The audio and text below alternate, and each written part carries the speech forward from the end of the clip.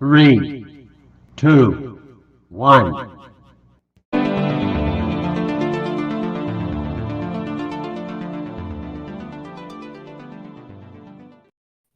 Hello and welcome to week 4 of the NFL season. This is the Fantasy Football Happy Hour, and week 4 Sunday is actually underway. I'm checking it out right now, but the London game started at 9:30 Eastern time. So far, the Jaguars are up 7-0 over the Falcons. Big touchdown strike to Calvin Ridley. Hopefully, you got those lineups set. There's also a fun option. I checked that out for a few minutes. Wasn't really for me, but they put it in Toy Story Mania mode. You can watch them kind of playing in Woody's bedroom. It was a creative way.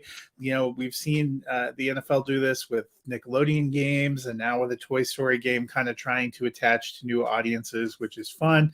But this is the first of 3 weeks of London games, the first of back-to-back London games for the Jaguars.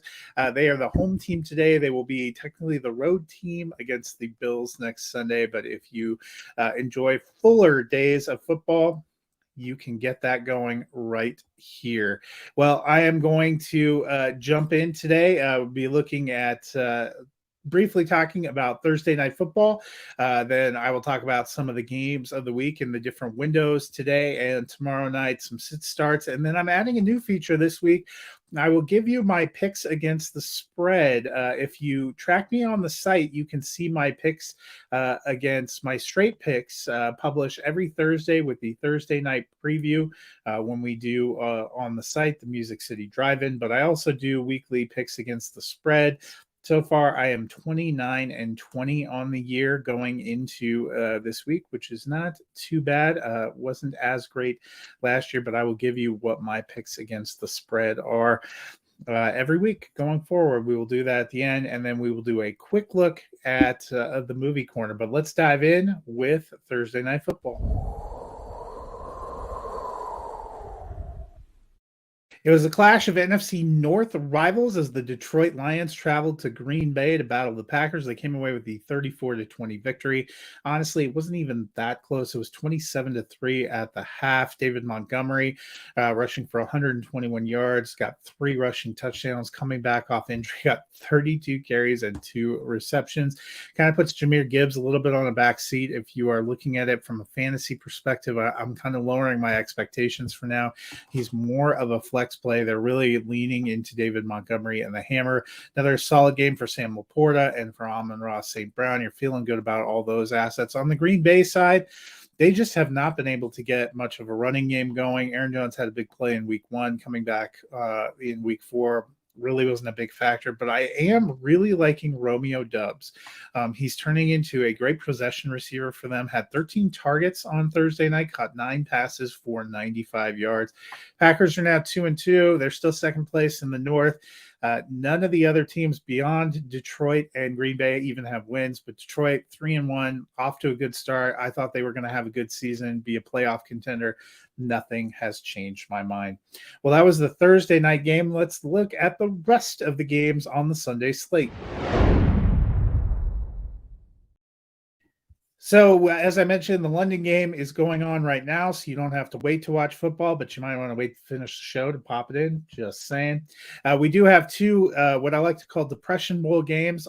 We have 4 0-3 teams in the NFL. They are all playing each other. Denver at Chicago and the Minnesota Vikings at the Carolina Panthers. All that is happening in the morning window, but that is not my game of the morning. The early window game of the week has to be the Miami Dolphins 3-0 at the 2-1 Buffalo Bills.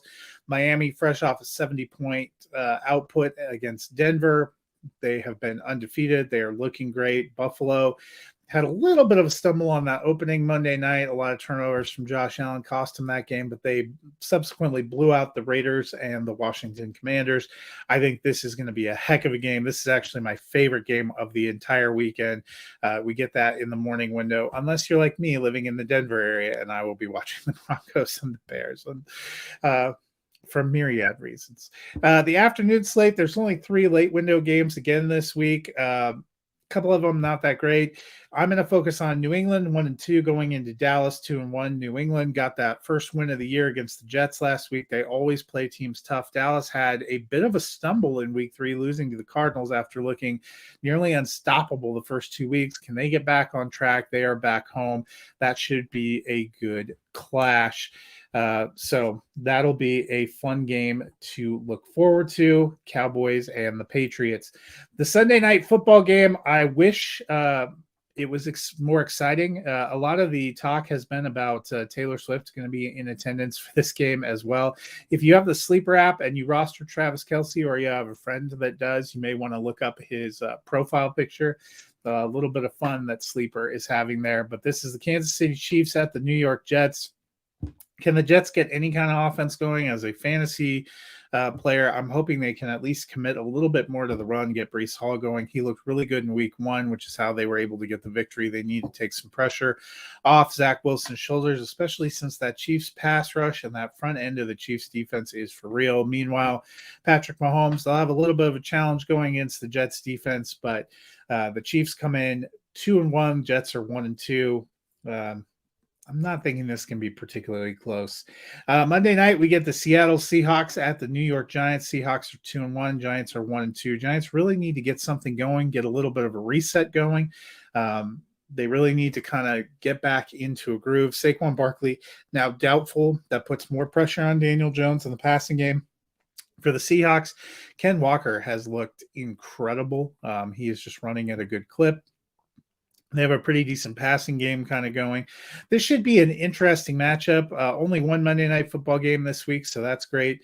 And I think we get the Manning cast back. And I don't know about you, but I kind of enjoy that as a way to kind of ring out the evening. So that's a look at some of the games of the week. Now I'm going to give you my sit starts.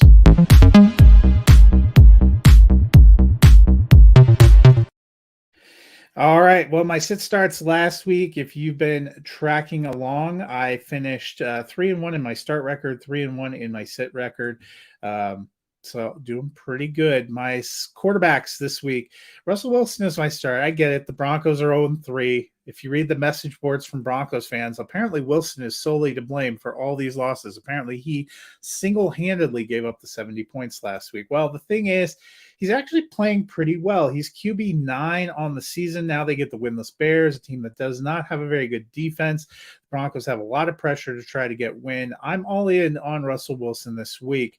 On the flip side, I'm sitting Ryan Tannehill, and I know you probably weren't seeing him as a QB1 top 12 option anyway, but I'm here to say I don't even think Tannehill is a super flex consideration right now. He's been dreadful. He's had turnovers, inefficiency to the point that it seems like we're closing in on either the Malik Willis or Will Levis era, maybe even as soon as October. He's QB 29 on the season. He's averaging just 10 points a game. He's turning the ball over a lot. I am staying away. I hope that you will too. Let's turn to some backfield options. My start this week is Zach Moss. Jonathan Taylor, who? All right, well, maybe not that far, but Moss has really impressed as he stepped in the last 2 weeks for the Colts backfield. He's RB5. He's had at least 20 points in each game, and I expect him to keep that up against the Rams. This is the last week before they can technically activate Jonathan Taylor. So if you have Moss, you're firing him up as a start, and you're really leaning into him at least for the time being. My sit on the other side is a guy that was a bright spot for the Texans last year, and that was Dameon Pierce. CJ Stroud and the passing game are kind of coming along. The defense seems like it's getting better, but Pierce, he has struggled. He has just 100 yards and a touchdown on 40 carries total in 3 games. He's currently RB 28 on the season. Maybe he's in a deep flex for you, but he is not an RB start for me. Let's move and transition to take a look at wide receivers. And my start here, you might also say this is a little bit of a no-brainer, is Keenan Allen.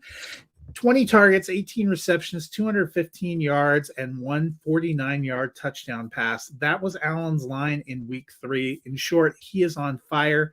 He's currently wide receiver 1 on the season. His lowest output of the year is it was 14 points, and that was week 1. He had 30 plus in week 2, 40 plus in week 3. Mike Williams is now out for the season. They won't have their running back, Austin Eckler, today. They are at home looking to get it over on the Raiders. going against Brian Hoyer. I expect some fireworks. Keenan Allen is in my lineup. My sit this week is Drake London. And of course, this is a game that's going on now. You may have already started him. Is he the Falcons' best receiver? Yes, but that doesn't mean he's getting a lot of volume. London had one good game out of 3, but he's suffering from a lot of the same issues as Kyle Pitts. There's not enough consistency in the passing game, not enough consistency in targets. I don't really see that changing in week 4 as they battle the Jaguars. I like London, but at best, he's maybe a flex start. He's currently sitting as wide receiver 60, and until something changes, I just don't see him as a top 24 option at the position. Let's move to tight ends. The Dallas Cowboys passing game and the allocation of targets was going to be something of a mystery coming into the season. We've seen the tight end be a big part of what the Cowboys are doing in the past couple of years, but of course they saw Dalton Schultz, who got the franchise tag last year, leave and head to the Houston Texans. He hasn't done a lot there either, but Jake Ferguson really stepping in at tight end. He's tight end 11 on the season. He has 19.9 points the last 2 weeks. I know that doesn't sound great, but a 10-point floor at a position like tight end is pretty nice. I'm as a low-end tight end 1. I'm throwing him in my lineup. He seems to be developing into a great security blanket for Dak, especially with the inconsistency we've seen with the other wide receivers. Lamb is great, but we haven't seen a real connection with Brandon Cooks or Michael Gallup. That's something consistent you can bank on. Jake Ferguson seems to be kind of stepping into at least a consistent role. The next, my sit is Hayden Hurst of the Carolina Panthers. He had a huge week 1, and I thought maybe he'd be a good outlet for Bryce Young and the Panthers, but really it's been Adam Thielen and the receivers that have taken over. Hurst has just 7.1 points total in the past 2 weeks. He's currently at tight end 14. I just don't think he is a reliable weekly start. So those are my sit starts for this week. I hope you enjoyed that. Now, before we head over to Movie Corner, I am going to go ahead and do my picks against the spread. As I mentioned, I'm 29-20 on the season. I did get the Thursday night game. I had Detroit minus 0.5 over the Green Bay Packers. For the game that's currently going on, I picked the Falcons plus 3.5. It's not looking great as they're down 10-0, but the Falcons have played everyone pretty close. So I thought they would be able to hang within a field goal of the Jaguars as well. We'll see how that shakes out. I have the Buffalo Bills minus 2.5 over the Dolphins. I think they will get the win, and I think it'll be by at least a field goal. I have the Broncos minus 3.5 over the Bears.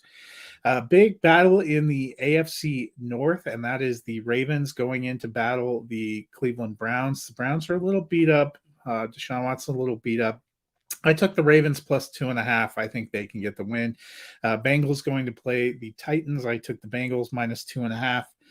In the Rams-Colts battle, I actually think the Rams can get the win. I took the Rams plus 1.5. Another big division battle in the NFC South. The Buccaneers are going to battle the Saints. I took the Buccaneers plus 3.5. I think they can win, but I also think they'd keep it within at least a field goal. Washington Commanders coming off a tough loss go to battle with Philadelphia Eagles. I don't think it gets any better. I took the Eagles minus 8.5. Other battle of winless teams, the Vikings into battle of the Panthers. I took the Vikings minus 3.5. One of the more interesting games of the day, the Steelers are going in to travel the Houston Texans.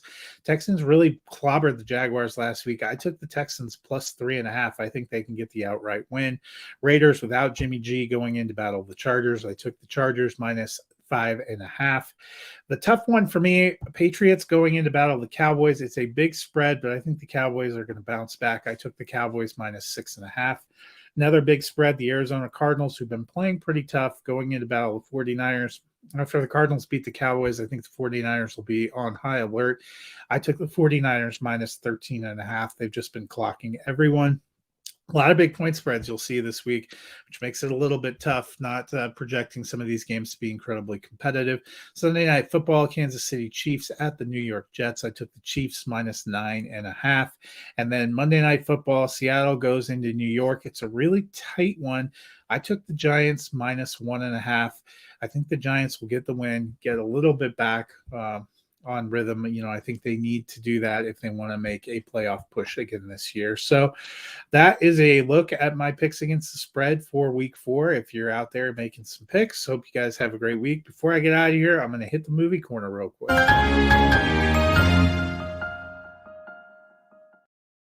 We had a big week for releases. 3 different streamers have or sites have films that are out that I have seen.